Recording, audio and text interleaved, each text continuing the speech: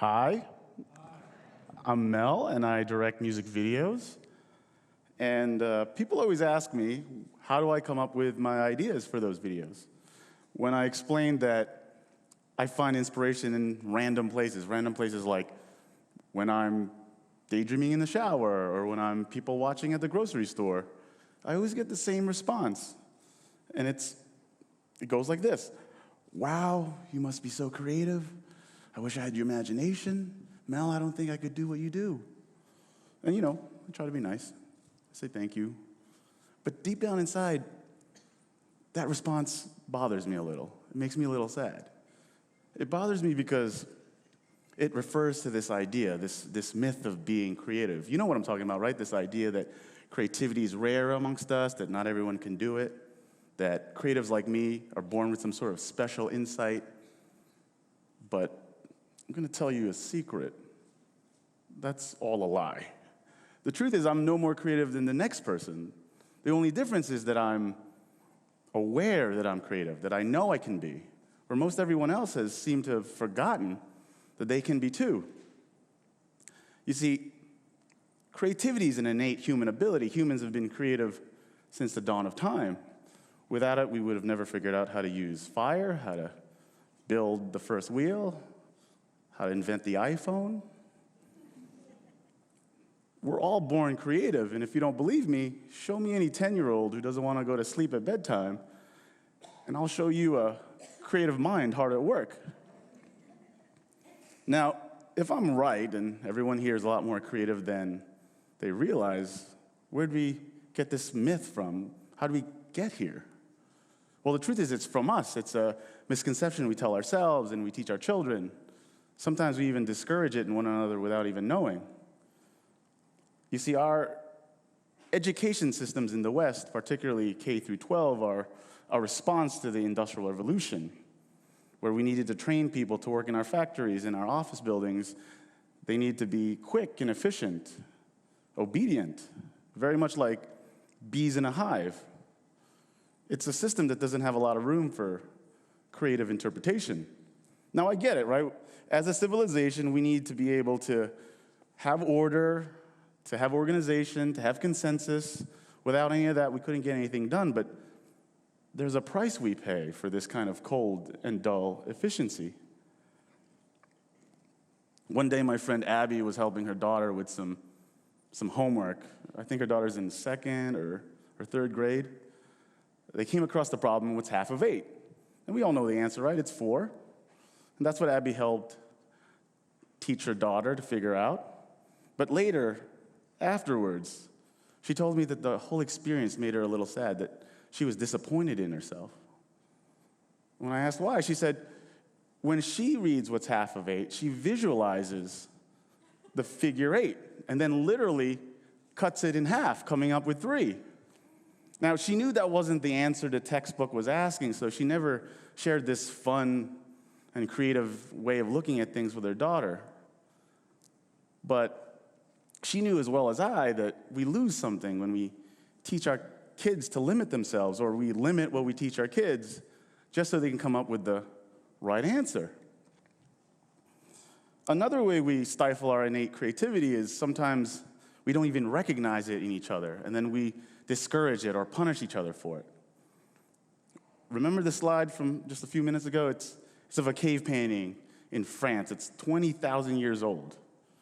It's a part of a series of cave paintings that art historians call the Paleolithic Sistine Chapel. It's something we value. It's something that we treasure. The French even put it on a stamp. This is a good thing. Now, imagine if whoever painted this had a descendant living among us today, a great-grandson. And maybe he was born with the same instinct for creativity and talent for painting. What do you think he ends up doing? Maybe he doesn't have the money for large canvas paintings, so he ends up doing this.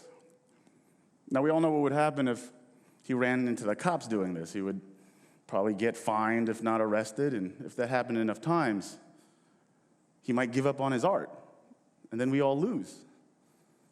Who knows what kind of masterpieces or insights into the human condition he would have figured out. But we'll never know because we punished him for doing it. Now, don't feel too bad for yourselves. I used to believe in the myth too. You see, when I was a kid, I used to be able to draw really well, and my teachers started to say that I was talented, that I was creative, I was artistic. Cool. I didn't know any better. I was a little kid. It meant I was special. So I embraced that label. But the truth is, I was no more creative or less creative than my friends or classmates. All I was really doing was copying comic books or magazine covers I liked. But it didn't matter. It was something I could, hang my hat on. By the time I was old enough to go to college, I decided to go to architecture school. It made a lot of sense, right? I could draw. I was creative. My immigrant parents thought it was a good idea. It wasn't medical school, but it wasn't graffiti, so it was fine. When I got to Virginia Tech, where I went to design school, I fully expected to do real well right away. But I was in for a rude awakening because architecture is not about drawing pretty pictures, which as a naive 17-year-old, I thought it was. Architecture is really about problem solving in 3 dimensions. And so in the beginning of my design education, I struggled because I could draw almost anything you wanted, but being able to come up with clever or interesting design ideas was something I had no experience in. That's when it happened. I realized that I might not be as creative as I was led to believe. I felt betrayed. I felt duped. Was Mrs. Murphy from 5th grade lying to me? Was I not as creative as she said? And that's when I figured it out. Creativity isn't about drawing, nor is it about singing or writing. Creativity is about ideas. It's about looking at the world through a different lens. It's about coming up with different ways to solve problems and seeing solutions where people see dead ends. It's about connecting the dots in your life in ways that you don't expect but are useful. Luckily for me, a lot of design school is brainstorming, so you learn how to deconstruct ideas and look at them from different angles. You learn how to conceptualize. You learn how to refine those concepts. Basically, I was taught to think and be more creative. And the key word in that last sentence was that I was taught. It's something you can teach. It's something you can learn. You don't have to be born special. You already can do it. You just have to have patience and have an open mind and practice. And you know what? A lot of what we learned wasn't really complicated. It wasn't rocket science. A lot of it was just exploration, critical thinking, trial and error, peer review. You even learn some of the basic physiological keys to help you be more creative, like getting a lot of sleep or going for a walk. It's true. They've done some research. It turns out that physical activity stimulates your imagination. It has something to do with how our brains evolved. I guess being able to think on your feet is like really helpful if you're a caveman being chased by a saber-toothed tiger. By the time I was ready to graduate design school, I had begun to flourish. And it wasn't enough anymore to just design buildings or furniture. I wanted to level up. I wanted to be a world builder. So I decided to go to film school, which wasn't as popular with my parents, that idea, but anyways. And in film school, I used the same creative process I learned in design for film. Today, as a working director, it's still my secret weapon. It's how I actually come up with my ideas. Now, you don't have to have gone to a fancy film school or design school to be more creative. You can practice your creativity in almost any activity, in how you cook, in how you mow your lawn. Or if you're like my friend Christina and you're a veterinarian and you've broken your foot, you can use your creativity to figure out how you're going to carry all your stuff on rounds. You see what she did here? She duct taped her binders and storage things on her crutches. It's very creative. It's brilliant. Now, even if you've never been particularly creative your entire life, it's something you could start today and get pretty good at. You know why? It's because we're made for it. Our brains evolved to be good at it. And more importantly, age is an advantage.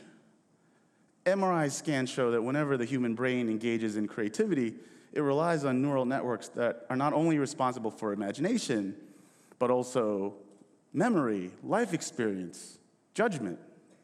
In children, we see very high imagination, but their life experience is pretty low. That's why they can come up with tons and tons of ideas, but how effective those ideas are, in fact, limited by how limited their life experience is. In adults, we see the inverse, lower imagination, but their abundance of life experience helps them come up with significantly more effective ideas and creativity. My case in point, do you know that the average age of inventors applying for US patents is 47? 47! I've got a few years, but you know. So, I'm gonna share with you guys 3 things you can do to be a little more creative and kickstart your imagination. First, be observant, be curious. Take in anything and everything. Watch movies, read books, watch TED Talks, notice things. All of this stuff that you're taking in and stuffing in the back of your head, that's what your subconscious uses for ammo. It's what literally feeds your creativity. Next, make mistakes often. If you're not making mistakes, you're not doing it right.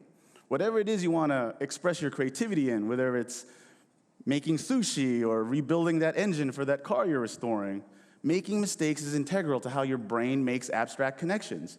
It's how you figure things out and come up with ideas. And the truth is, you really can't make any real mistakes. It's part of the whole process. It's like being trapped in a dark room with no light. The only way out is to use your hands to feel for the door. Every time you feel out a wall with no door, that's not a failure. That's data your brain is taking in to understand where you are relative to that space. Only by figuring out which wall has no door will you figure out which wall does. Or maybe there is no door, and the only way out's a hatch in the ground. I mean, you guys didn't think of that, did you? This is a TED Talk about creativity. Use your imaginations. Finally, refine your ideas. There's a saying amongst the comedians, tell a bad joke over and over again until it's funny, and you'll end up with a new joke. Iteration, coming up with multiple drafts of stuff, editing. This is the process in which an idea is honed into innovation or art. You better believe this very TED Talk I'm telling you was edited. It used to be an hour long, but it's a little shorter now. This is a painting at the National Gallery in London. It's by Leonardo da Vinci. They did something really interesting. They ran spectral scans on it, magnetic scanning, X-rays, and underneath they found his actual original sketches. And it's different from what he paints. You see, even a master like da Vinci refines his ideas. In fact, I'd say that the difference between a master and an amateur is a master continues to refine her ideas long after the amateur decides that he's done. Now, am I saying that everything that I just told you is going to help you become the next Picasso or Einstein? Probably not. But what I am saying is it's important to cultivate your innate but dormant creativity, because it'll not only enrich your life, it'll enrich all of ours as well. 100 years ago, not everyone could read and write. But as a society, we made it a priority to teach this skill, literacy. Today, literacy is almost ubiquitous. Everyone can do it. And we're better for it. It's the same if we cultivate our cumulative creative capacities. The world is facing more and more unprecedented challenges, things we've never seen, at scales that we've never seen at. Climate change, overpopulation, AI. It won't be enough for 1 or 2 geniuses to come up with these solutions. We're going to need a population creative enough, a voting body creative enough to be able to recognize those solutions and then as a whole get behind them. I said it before, as a species, we can't get anything done without consensus. We're all going to need to be on the same page. We're all going to need to be creative. So, now that I've hopefully convinced everyone here and at home that deep down inside of all of you is a burgeoning creative dynamo yearning to come out, what ideas or innovations are you guys going to come up with? Are you guys going to figure out the next internet? Maybe design sneakers that let us walk on water? Or maybe it's just as simple as figuring out a new kind of bedtime story to tell your kids or grandkids. I have really no idea. But the truth is, I'm not too worried about it. I'm sure you'll figure it out. After all, you're all creative. Thank you.